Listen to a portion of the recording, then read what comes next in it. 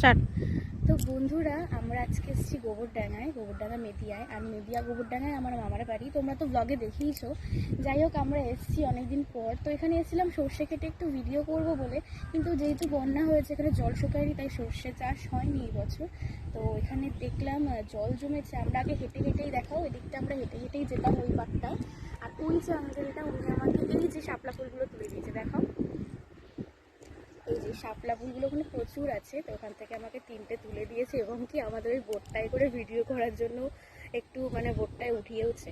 তো এই যে এই বোটে করে আমরা ভিডিও করেছিলাম। হ্যাঁ, আমার দিকে করে আমি বলছি। তো যদি পসিবল হয় আমরা ওই পাটটায় যাবো। ওই পাটটায় হ্যাঁ, যদি পসিবল হয় তো দেখি, দেখা যাক। কারণ এখানে প্রচুর জল, কিভাবে যাবো বুঝতে পারছি না। যদি সম্ভব হয় অবশ্যই তোমাদের সাথে শেয়ার করবো।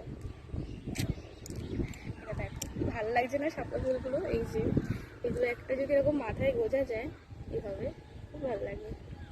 ভাল লাগছে।